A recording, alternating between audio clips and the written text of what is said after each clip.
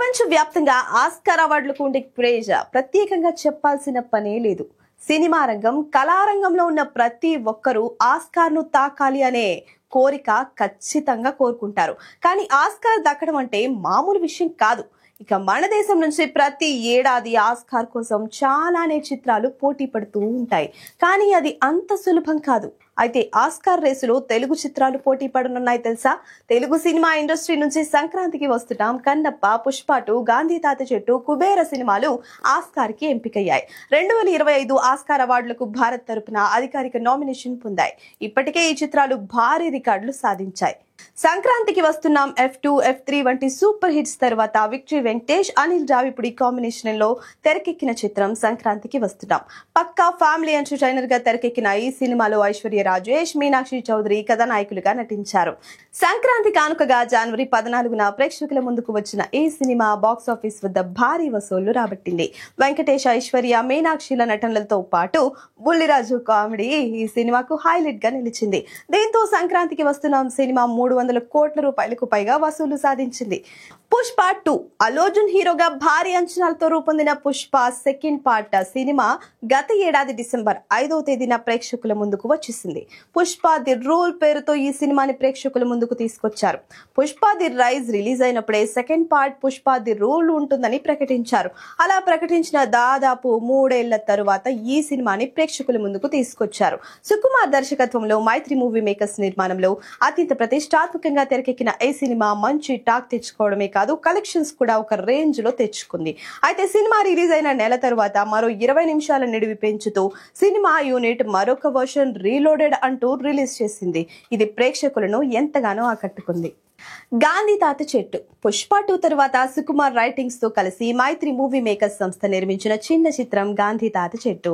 దర్శకుడు సుకుమార్ తనయ సుకృతి వేణి ఇందులో ప్రధాన పాత్రధారి కావడంతో సినిమా మరింత ప్రచారంతో ప్రేక్షకుల దృష్టిని ఆకర్షించింది. గాంధీ అనే అమ్మాయి ఓ చెట్టు, దాన్ని నాటిన తాత చుట్టూ సాగే కథ ఇది.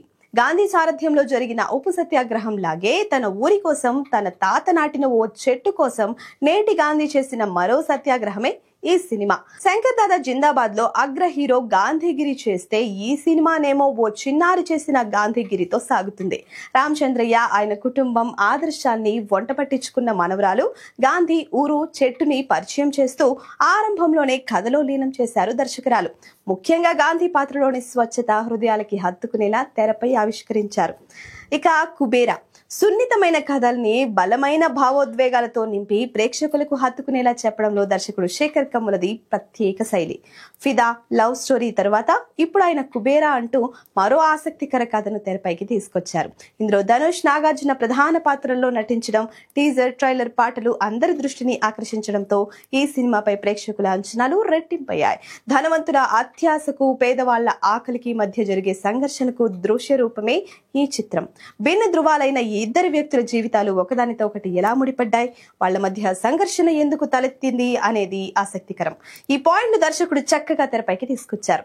సినిమా ఆరంభంలోనే ఆపరేషన్ సాగర్ ప్రాజెక్ట్ సీక్వెన్స్ తో తను చెప్పాలనుకున్న పాయింట్ ను సిద్ధం చేసుకున్నారు. సిబిఐ అధికారిగా దీపక్ పాత్రను పరిచయం చేసిన తీరు, వ్యవస్థకు వ్యతిరేకంగా అతను పనిచేయడానికి సిద్ధపడటం, ఈ క్రమంలో నీరజ్ అవినీతి వ్యవహారంలో భాగమవ్వడం ఆసక్తి రేకించేలా ఉంటాయి. ఇక తరువాతది కన్నప్ప. మంచు విష్ణు హీరోగా మోహన్ బాబు నిర్మాణంలో ముఖేష్ కుమార్ సింగ్ దర్శకత్వంలో రూపొందిన తాజా చిత్రం కన్నప్ప. ఈ సినిమాలో మోహన్ లాల్, శరత్ కుమార్, ప్రభాస్ వంటి వారు కీలక పాత్రల్లో నటించారు. సినిమా అనౌన్స్ చేసినప్పటి నుంచి సినిమా మీద అంచనాలు ఉన్నాయి. భక్త కన్నప్ప జీవిత కథ చాలా మందికి తెలిసిందే. ఇదివరకే తెరకెక్కి విజయాన్ని అందుకున్న గొప్ప కథ. భక్తి భావోద్వేగాలే ఇందులో కీలకం.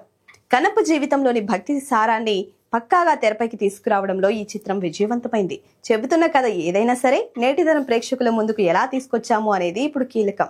అదే సినిమాల ఫలితాన్ని ప్రభావితం చేస్తూ ఉంటుంది. ఆ విషయాన్ని గుర్తు ఎరిగిన చిత్ర బృందం నవతరాన్ని ఆకట్టుకునేలా బలమైన సాంకేతిక హంగులు, అడుగడుగున ఆకర్షించే తారాగణంతో ఈ సినిమాని తీర్చిదిద్దింది.